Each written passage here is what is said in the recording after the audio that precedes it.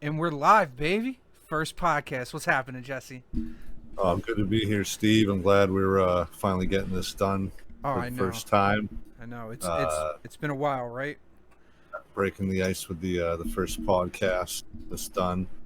So I guess we'll give a little background about ourselves, what we do. I guess crypto world essentially, or trading or crypto world. Sounds perfect. Um, Go for it, man. I'll let you go first. so I started mining back in 2014, GPU mining. I've been in and out of it. I wish I never really stopped, but it's something I really enjoyed doing once I started it, and it's come a long way. And a lot of people think we might be getting closer to a time where proof of work is getting phased out for proof of stake. But I'm still going to keep going and mining with my GPUs as long as I can, profitable. Other than that, starting to join the DNN network, me and Steve, with this first Mouth Breathers podcast, Oh yeah. and we're getting things going. And I do have a day job, same with Steve. We both go in fiat mine too. So hopefully in the coming future, we're going to be doing this podcast a little more often than well, I guess it's the first one. I can't really say more often, but we're going to be on here streaming, producing a lot more content for you guys. For Yeah. sure. For sure. I agree with you on that. Uh, you know, you touched the mining. You came up with the fiat mining. I think that's great, right? Because essentially that's what we're doing. You sit here and you mine crypto, but then we also have to mine fiat as well, right? That has to come from somewhere. So the fiat mining was a great thing that you came up with. What about me? I'm Steve, Fireman Steve. Uh, I got into crypto around 2011 is when I first bought into Bitcoin. I got screwed over a little bit. I lost some. I was a little mad, put a bad taste in my mouth. My wallet got hacked. Uh, I took like 6 months off, and then I saw a little bit more traction going with it. So then I started reinvesting more into it, and more, and then I just let it sit there. And now look at it. I sold some back in 2017 when there was that pop, and I kept some, and then I got into Ethereum. Uh, and then more and more stock market is my big thing though. Outside of the crypto, I'm a big stock guy, big options guy. I love options plays. Uh, that's that's how my role was when I first joined the DNN. You know, I came on and started doing options. Then we started talking about crypto. And I was like, yeah, I have crypto. And then it just started folding into doing futures plays, giving TA stuff like that. It's been great. And I think out of everybody, me and Jesse here, we have clicked the most out of anyone. Fellow mouth breather. We have to unite and stay together. We both lovers of caps, which is a good thing. Shout out to all my Digging on the cap blockchain. figging on the blockchain. That is right. We are big supporters of the caps out there. To all our fellow mouth breathers, keep it up. We are not going to let Keep up this the movement. keep up the movement. We're not going to let it disappear, and let's give it out to the strong caps out there. So that's a little introduction to the first episode. Just giving you a little backstory of who we are. Now let's get into the real stuff. What do you think is going to happen to Bitcoin? Oh, Bitcoin right now. Well, definitely on an upward trajectory. The market's been recovering nicely the last couple of weeks. We got in a hairy period. We dropped all the way down to 28.5. Yeah. And a lot of people weren't sure where we were going to head down to. A lot of us saw 30,000 as a very psychological level that we weren't going to pass. And even though we did pass by it, and it was more than an intraday pass, we've recovered and we're up more than 50% from our recent lows. So I think we're looking pretty good. We got above that 43,000 mark. And I think as long as we hold above there, things are going to be looking good, and we're going to have an outlook. I agree. I think that 43 mark is now one of our support lines that we're at this point. I do see us in that upwards movement, like you just said. I've said this before. We are going to be above 55,000 by the end of August. I do see us dropping down.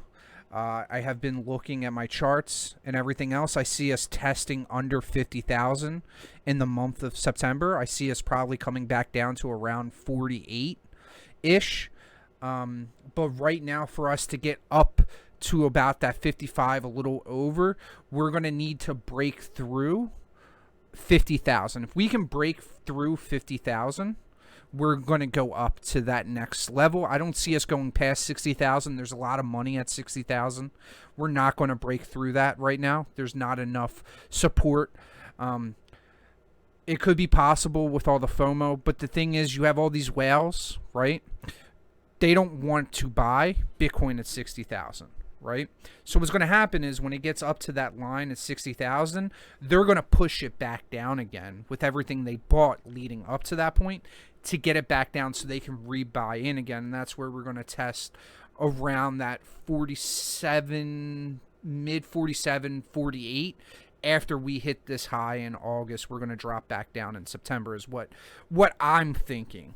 And I know a couple other people agree with that as well.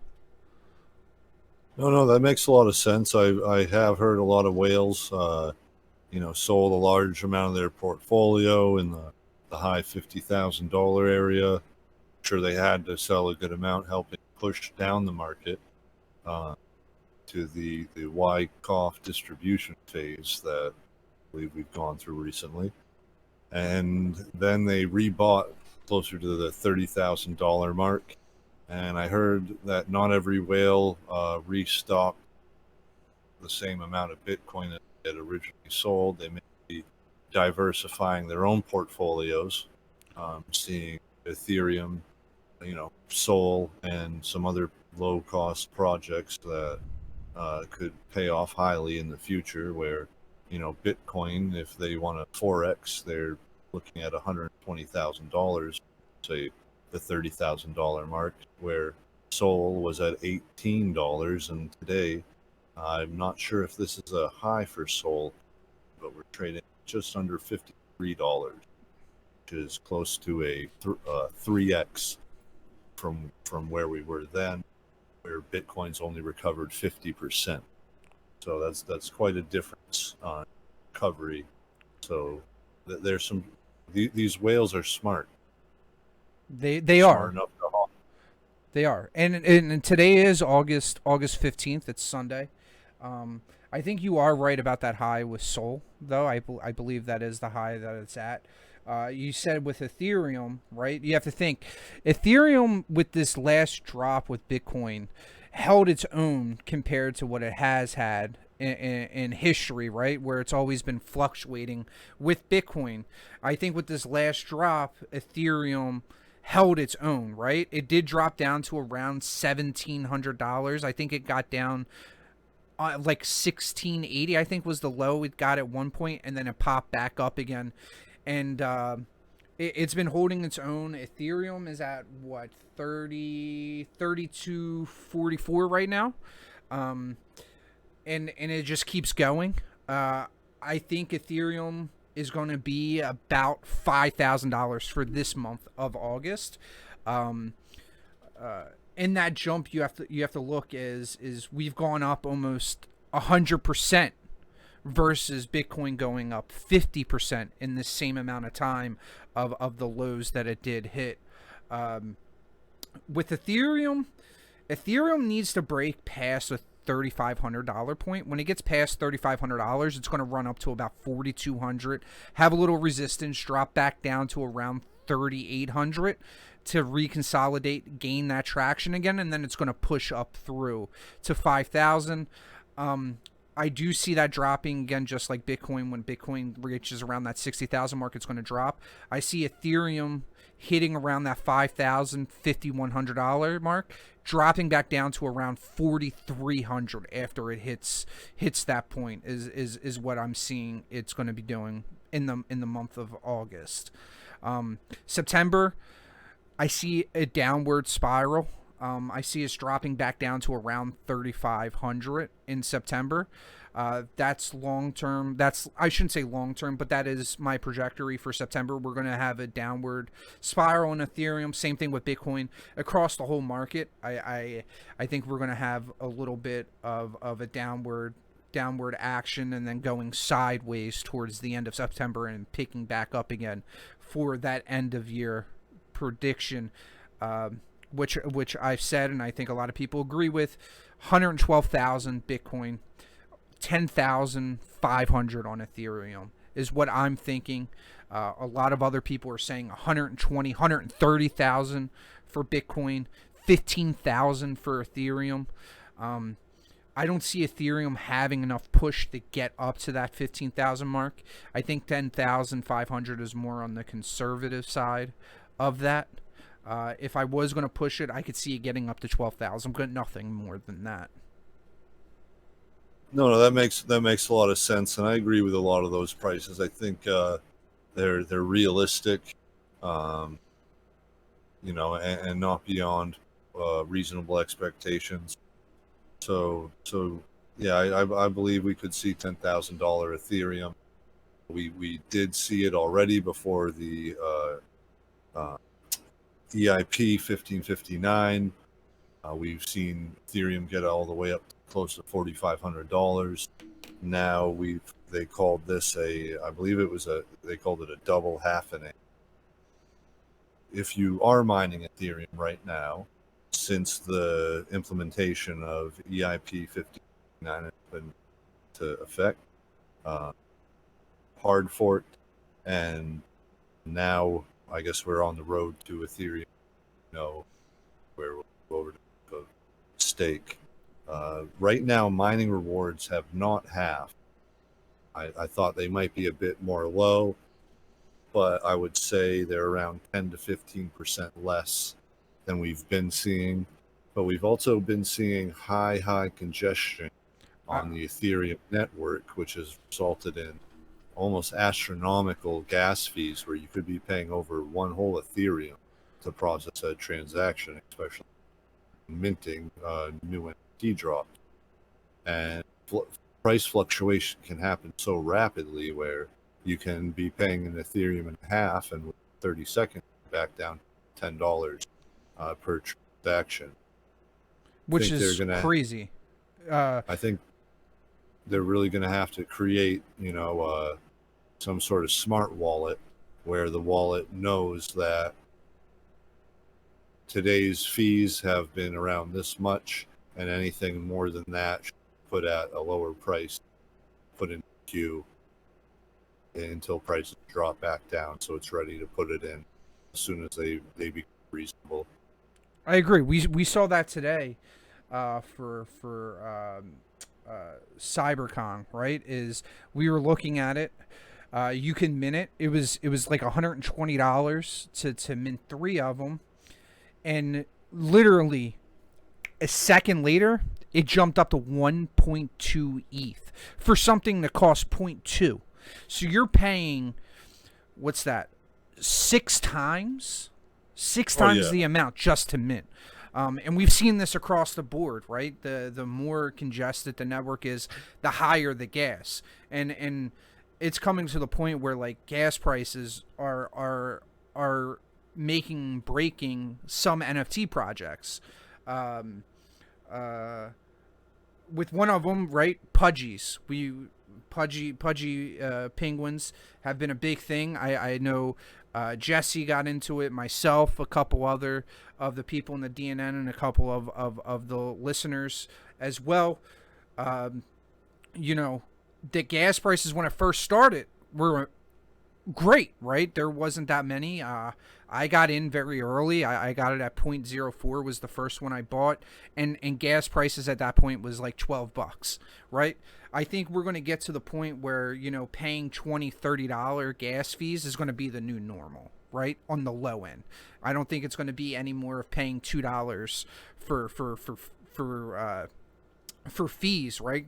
GUI is just going to be, I think, above 700 at all times now. Yeah, that's getting pretty crazy. Um, yeah, I can definitely see $20, $30 fees. I guess that you are getting a product sent to you. You can think of it as a shipping fee, uh, or however you want to But does that see it. shipping fee go too crazy though, right? Do you want to pay, even at a max, let's say $100 shipping fee to get that, compared to, paying almost $4,000 shipping fee? That's Oh that's yeah. insane. It's crazy. So, for example, when the Kong's NFT dropped, which is an avatar for sandbox games, will hopefully be able to be used across the online metaverse, where you will be able to use your NFT avatars and games or of platforms program. So I tried to mint mine. I tried to get three of them. They were 0.07 a piece, and I did try to pay around $120 in gas to try to get mine minted. I figured that was a high enough fee where it'd be reasonable. But what I found out is the transaction still said it was going to take an hour, and then it failed to go through anyway. So I don't know. The network seems like it's a bit unstable with the fees right now, and I'm not sure how much this hard fork has really helped out the Ethereum network right now. But me not being a blockchain professor, I just have to be subject to what the devs on the Ethereum network want to do with it. Yeah, short term, it's hurting all of us right now. Hopefully, that long term, it's going to do something. Um, but with the boom of the NFT market going right, Yep. there has to be something done. Right? Is there's so much new NFTs coming out, and there's so much volume going through. Are we going to get to the point of them burning that ETH that was used in gas? Are we going to get to the point where we're just burning so much ETH that it's just unreasonable? Yeah, I'd say right now the amount of Ethereum being burned to reduce transactions does seem unreasonable. I don't think that the amount that miners are getting compared to the amount being burnt per transaction is anywhere close. There's a lot that's just being burnt and will never come back. Um, that's good and bad. All right. If you're doing a lot of transactions, well, you're burning a lot of Ethereum.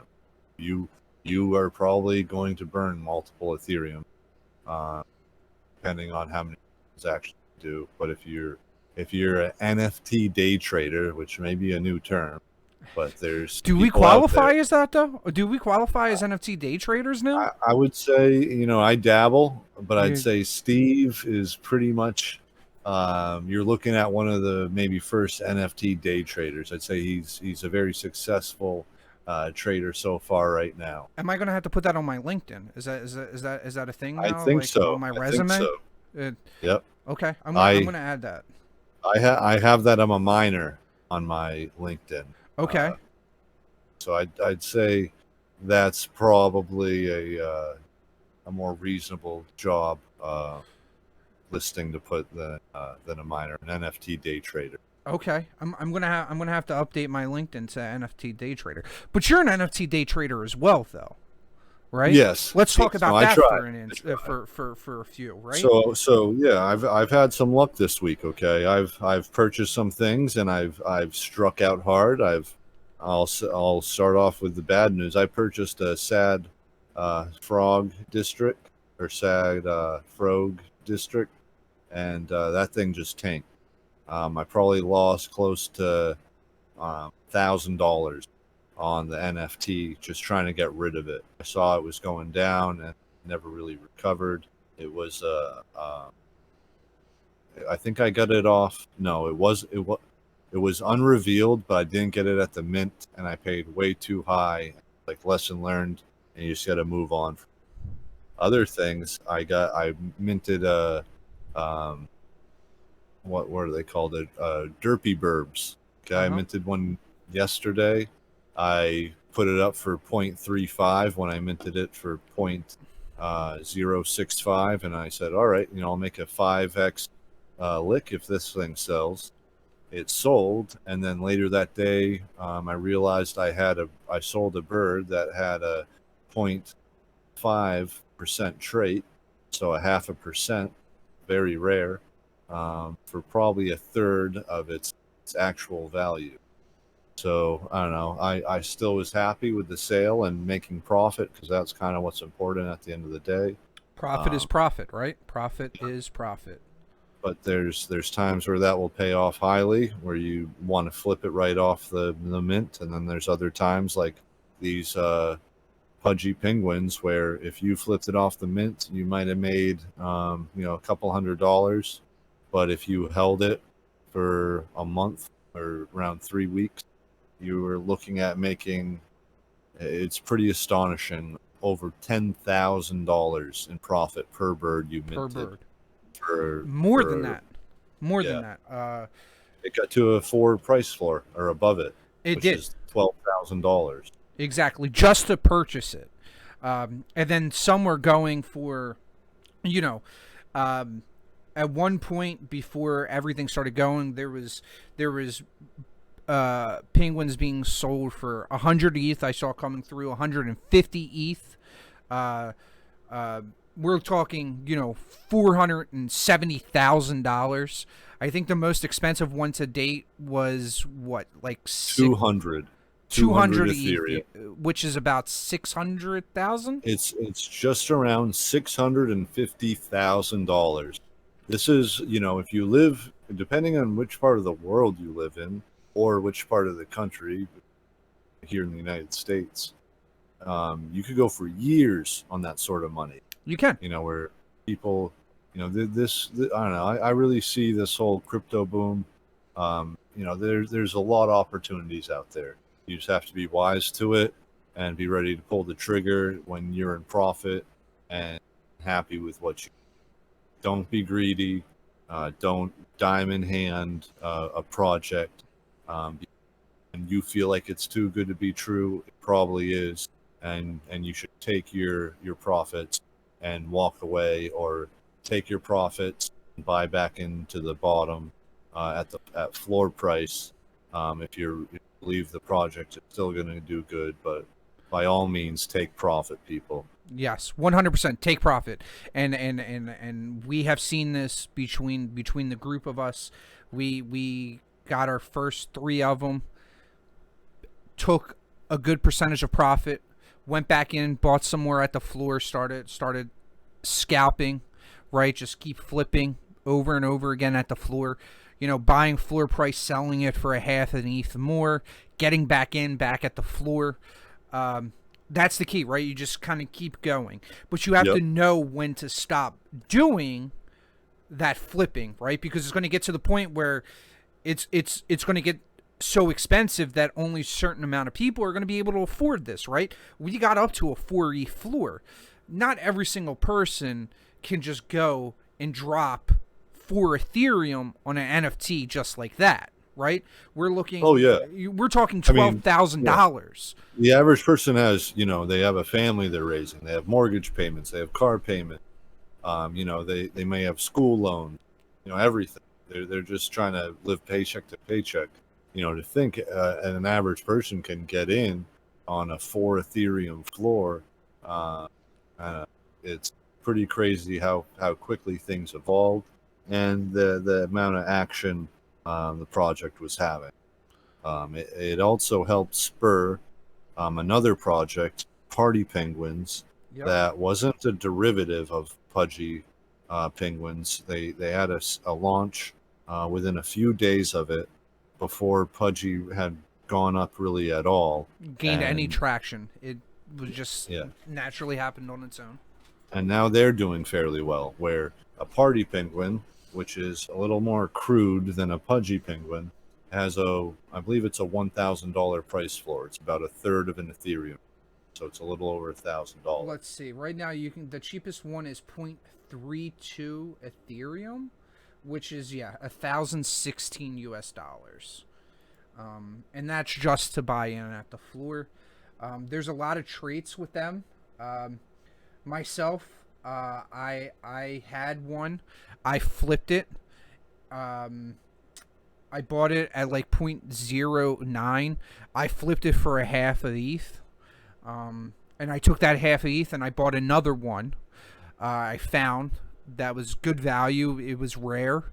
I took that and I flipped that, and now I have that up for sale. If it doesn't sell, it's fine, right? I look at it as I broke even on that project because of what I made. I like it. It's a firefighter, right? My name's Fireman Steve.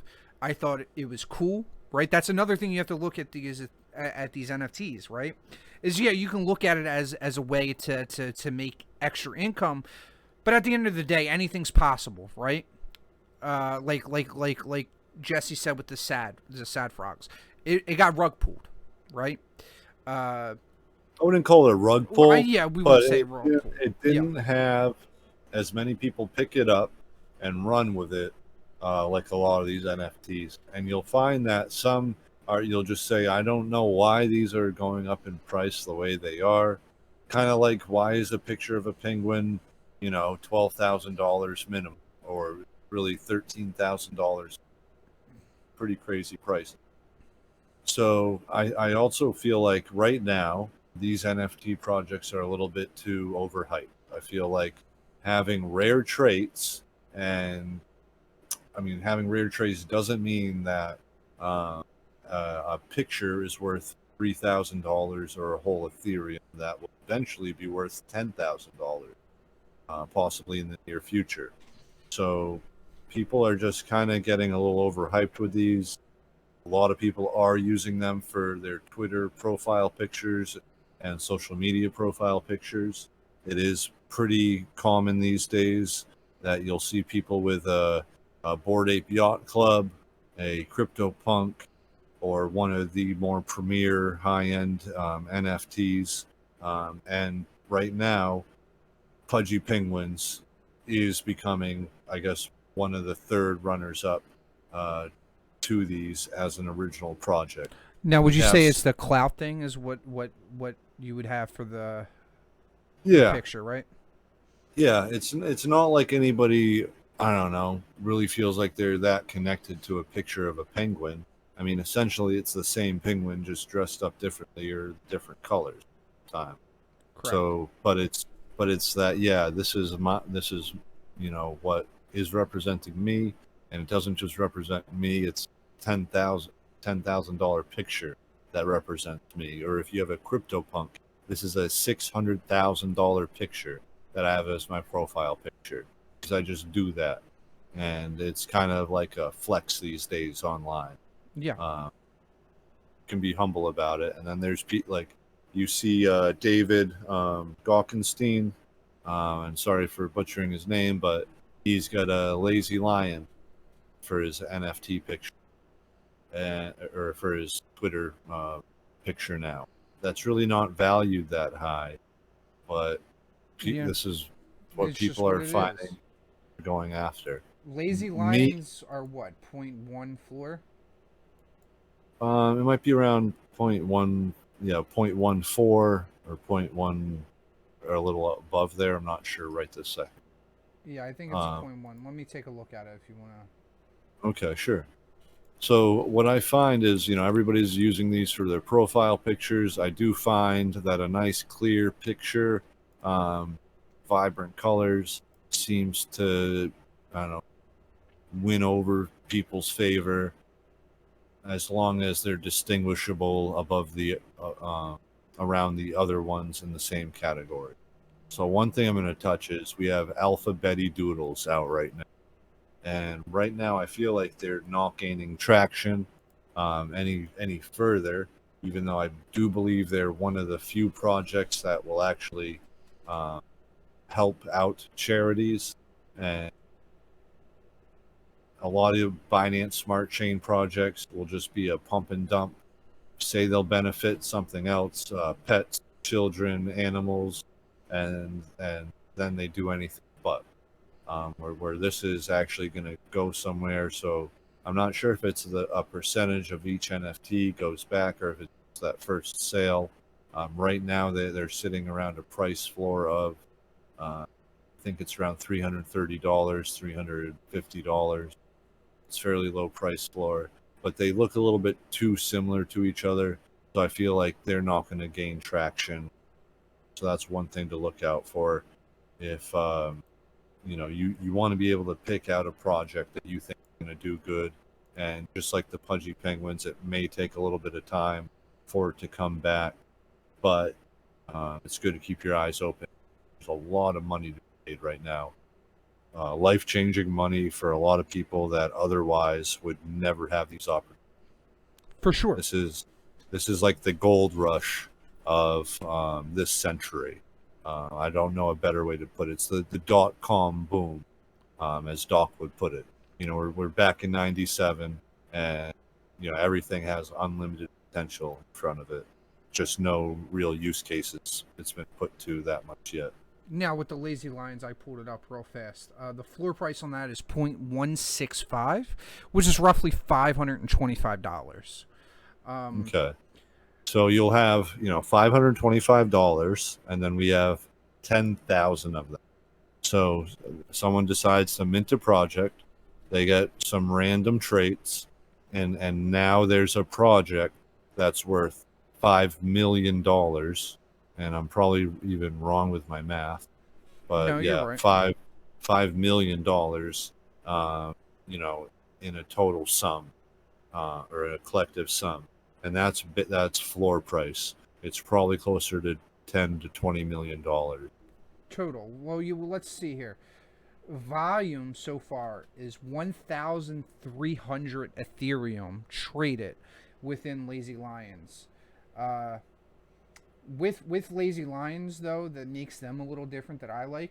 They're not like other NFTs. Every picture is not the same, right? There's different facial expressions. Some have their mouths open. I'm looking at one right now that's blowing a bubble. Then there's another one that has a cigarette in its mouth, but part of its teeth are showing. There's some that are growling, crying. Like there's different facial expressions going on with them, which I think makes them a little bit different than other NFTs that are basically the same picture, just different colors. Where with this, there's actual different traits to every single one of them. Yeah, I think that's a great thing to point out.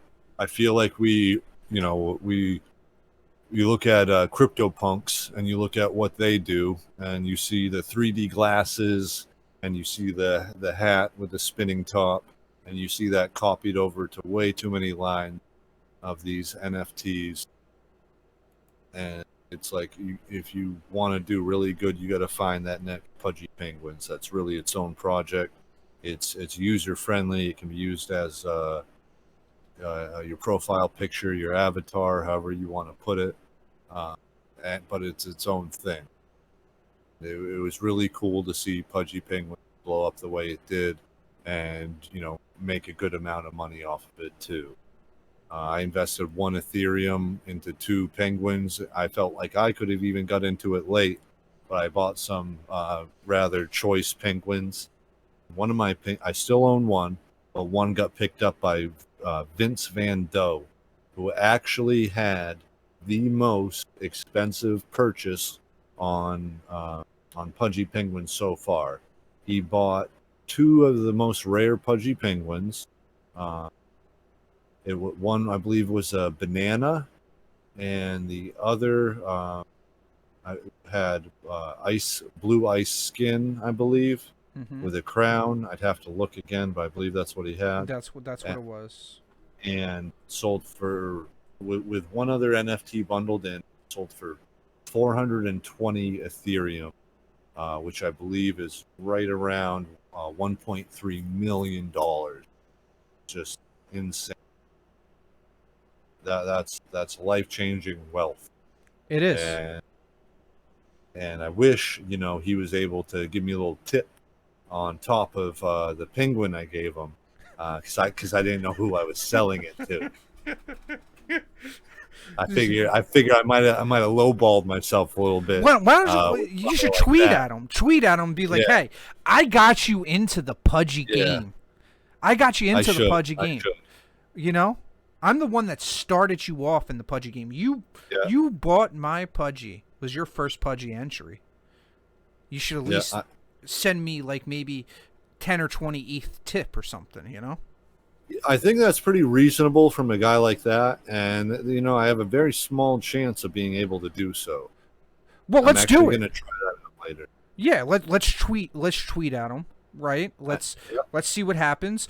You got my retweet on. I'm going to retweet it. Right. If anybody out there wants to retweet it as well, I'll post Jesse's socials down there, in the description, and let's go see if we can get Jesse a 10 ETH tip from Vincent Van Doe.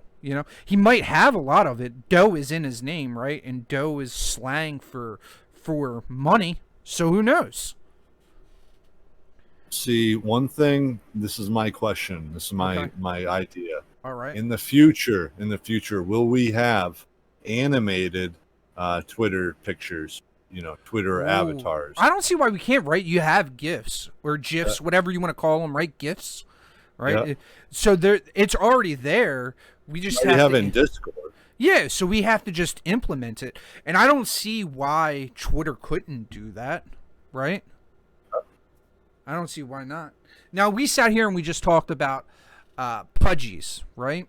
And how pudgies have been successful for us. Let's talk about something that kind of hurt us all. I know for myself, I invested 1 ETH in this in a very short amount of time. And when I say a short amount of time, in like a 15-minute span, I dumped an Ethereum into this. I know Jesse dumped some as well. Fast food baby punks, right? Yeah. Let's talk about that a little bit. With fast food baby punks, is they came out and they started trending hard. People were buying them up.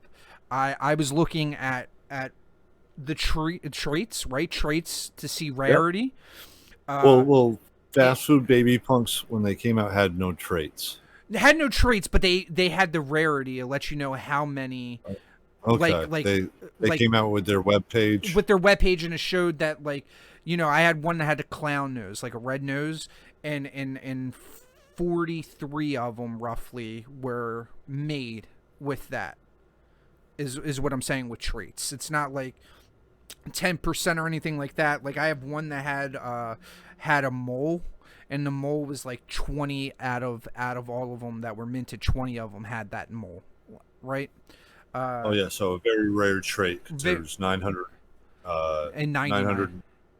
Yes, we're right around. Yeah. Yep, 999. So they had that broken down. So I was trying to find something that was good priced. I set myself as an Ethereum budget just because I did just make a good amount of Ethereum on pudgies. I'm not going to disclose the amount, but I have flipped 5 of them now because I just sold one this morning.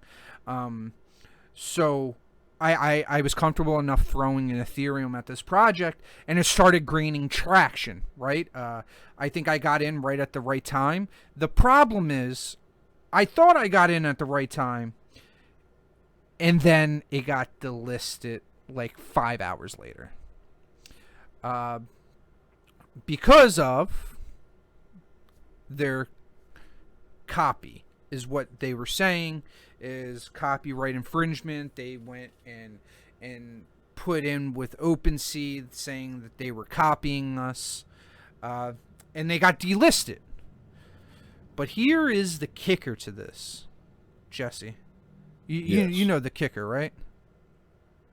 that well, is it the correlation between, I guess, some of the fast food punks, Yes, and the baby and also, punks. yeah, and Yeah, also the baby punks? yeah. They Yes. were saying they were too similar. They got delisted. A lot of people got very upset at them, which is understandable, right? You have a lot of people that are just dumping a lot of money into this.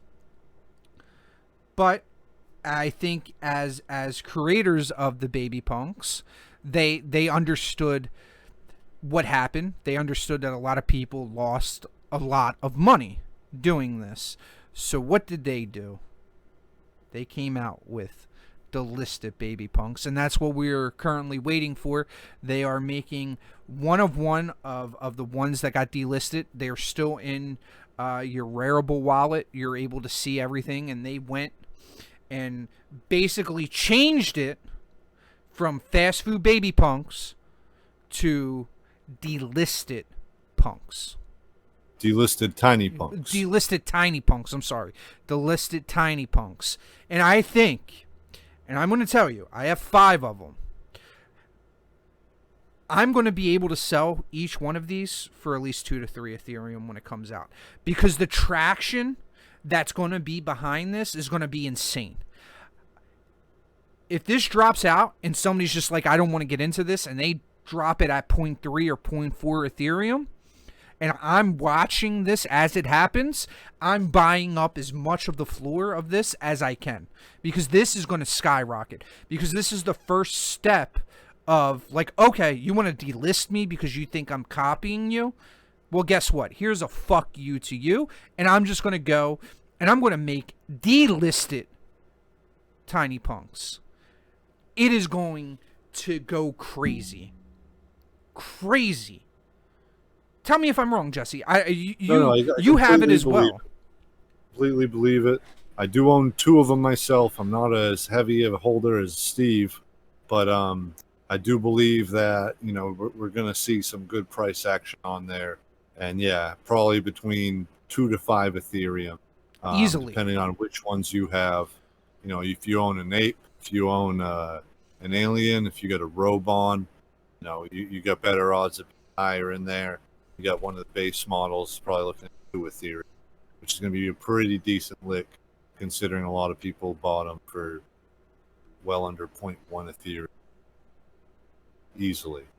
So we got that coming for us, and then we still have the fast food baby punks and the Raribles, and they can sell from the Rarible wallet. You can sell it from your Rarible wallet, and people are currently buying them, because the only way that you're going to be able to get a delisted is owning a fast food baby punk.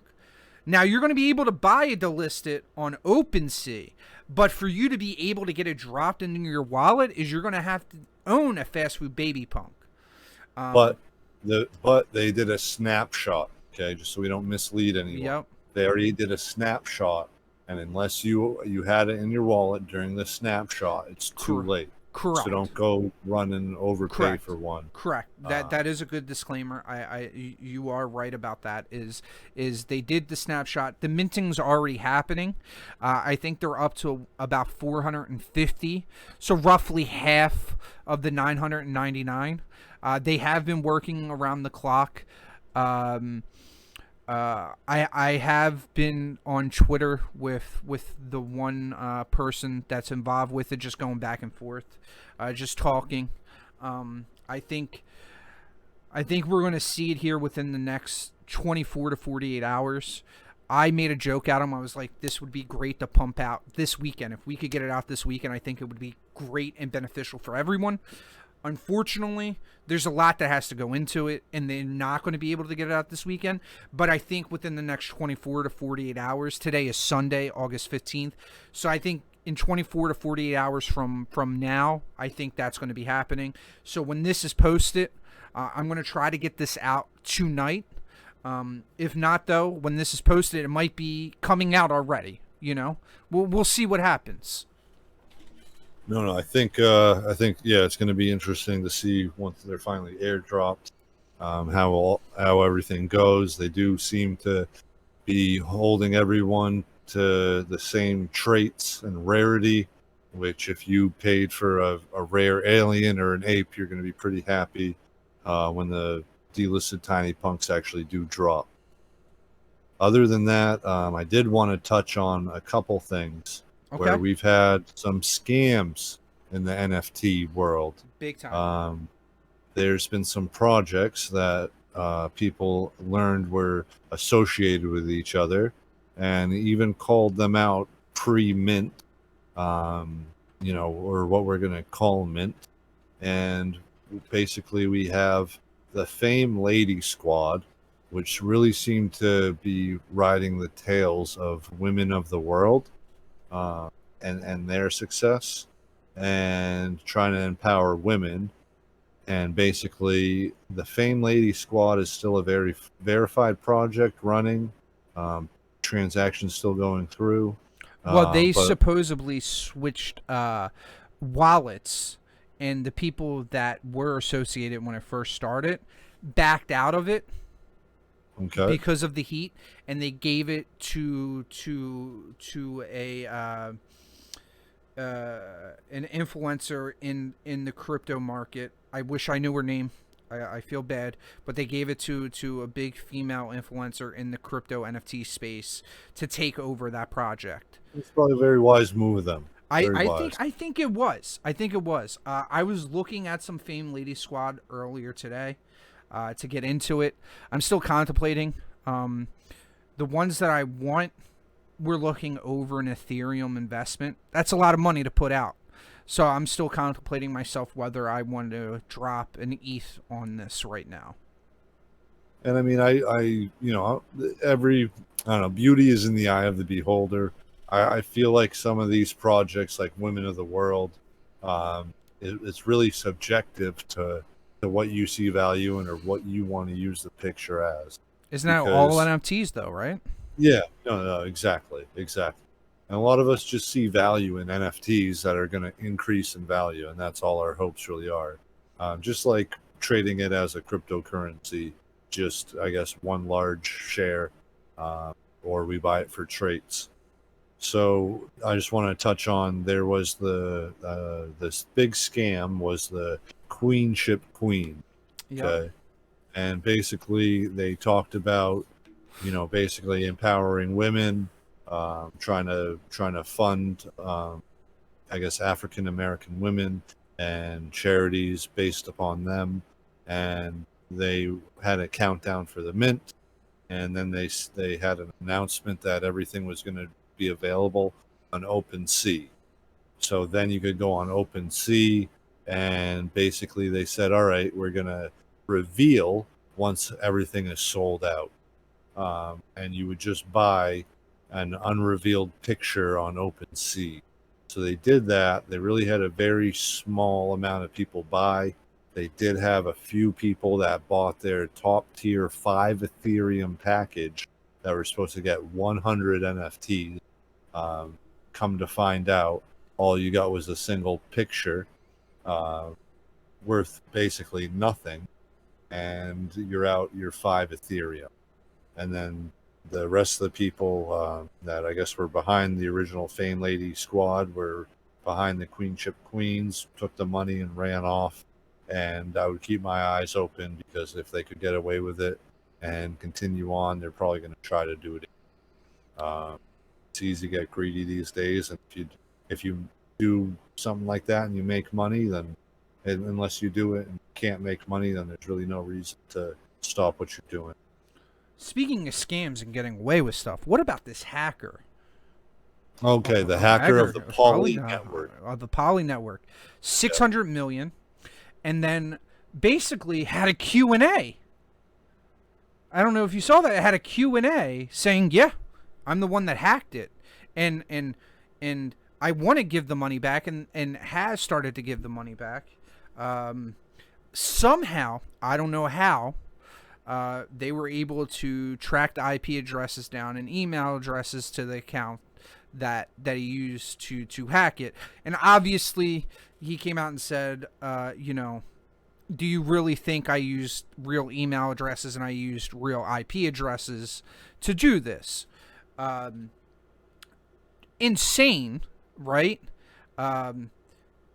He basically said that he gave warnings to Poly and let them know, like, there's something going on, like there's a back way of being able to get funds out, and basically shut down the whole network for a 6-hour span there, while they were trying to figure out everything. The last thing I read is he gave back like $90 million of the $600 million and plans on giving it all back. At some point, they're just working out logistics on, trying not to get them in trouble. Right? I thought I heard that he basically like gave everything back, and then they were going to give him like a $500,000 reward or something like that. But I really have no idea how this is truly going to work out. I'm sure that basically, I don't know, he's in a weird spot because there's probably some people that don't want him breathing anymore. Oh, for sure. So I don't know, it's one of those things where he had a lot to gain, but he had just as much to lose from what he did. But I want to say a couple things. So the Poly network is different than Polygon and Matic. Correct. I don't know if they have a token or exactly what Poly network is, but I just want to throw out that it is different. Poly network and Polygon are two different things. They are two different things, yes. So other than that, it was one of those weird things. You don't see you do see some weird hacks. You'll see a lot of flash loans these days, but not a lot of the time where someone just has like 0-day access or backdoor access, and then drains complete projects of $600 million. And that's what happened. And he basically said he did this to show that there was a backdoor opening, and that they should do more security when there's billions of dollars being staked within Poly. It's definitely eye-opening. Always remember, if you are with Web3, right, everything is going to be connected to your wallet. Always be careful when you go and open your wallet and connect your wallet to any of these sites, because you never know what's going to happen. I recommend myself, right, let's get into a serious talk here with wallets. I recommend having 2 wallets, right, and transferring stuff back and forth, because you never know what's going to happen, right? You can sign in and a smart contract is there, and you're just clicking through the terms, and in that smart contract it says we have access to everything in your wallet, and we'll take everything. So like there was guys with Zed Run, which is blockchain horse racing. Yep, which is great.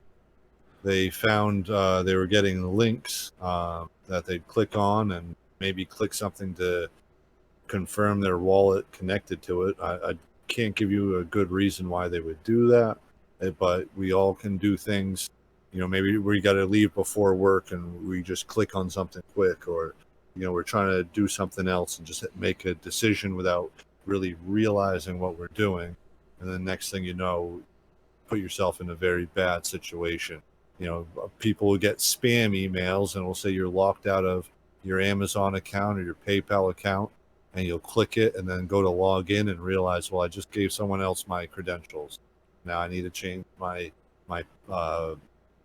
password, and all passwords that are the same on different platforms that I can remember, and really compromise yourself. And if there's, it may not be a single hacker, maybe a small team. And once they get that key, they run with it so fast that you can't secure your fast own enough at all. Yeah. And literally it takes seconds. As soon as they have access to the wallet, it takes them seconds to clear everything out. Everything. Oh yeah. And seconds. They could have a bot. They could have a bot ready to just grab any asset in there and transfer it out, especially your main assets. You may look and maybe your fucking cum rocket's still in there, but your 5 Ethereum's gone. Yeah. But happy for you, you got your $100 worth of cum rocket still. I want to be honest with you. I would take the cum rocket over Ethereum. I think that's going to be worth more in the long run. I don't know. True. You know? Oh yeah. No, but all serious note, we here joking around, but just be careful with that. So let's just people say, okay, well, we hear don't keep it all in one wallet, but what's the ideal solution? So I'll say that you really should have a hardware wallet, whether it's a Trezor or a Ledger wallet that you use. I'm sure there's some other ones that you can use for main assets, but let's just say that the main ones right now are Trezor and Ledger. Trezor is a open source software, where I believe Ledger is closed. Ledger has been hacked. But have not gotten any assets, though. Okay. Or phrases. So, they have been hacked, but they have not lost any asset or any of passwords for users. So they've been hacked. I use their wallet. I own 2 of their wallets. I own the Nano S and the Nano X. And I do believe they're good wallets, and I would recommend them. Same. I own one as well. Other than that, I do have an Ecomi hardware wallet, which I don't really recommend. But because I own a large amount of OMI, I wanted the Ecomi wallet so I could store it as securely as possible. So one thing I'd say is we all use browser-based wallets. Usually it's going to be MetaMask. With MetaMask wallets, I use it as more of a hot wallet. I'll either transfer my money there if I want to mint something or buy it on OpenSea. Also, I can't just take my Ledger wallet and use it to purchase funds or assets on OpenSeas, like NFTs of any sort, whether for Decentraland or Pudgy Penguins or what else. So you'll have to have that browser-based wallet, and MetaMask, one of the stronger ones that we would recommend. Also, quickly to touch on that, always write down your passphrases. Don't put it in your computer. Yeah, don't. You should have a hard copy. You should Yes. have a copy where if your house caught on fire, you had a tornado, and then an asteroid fucking fell, that your passphrase is still good. Still good. Like, you should stamp that on like get a tattoo somewhere. Inch piece of metal. Yeah. So if your whole world could get destroyed, but as long as you still have your passphrase, you're good. Things are going to be looking a lot more bright.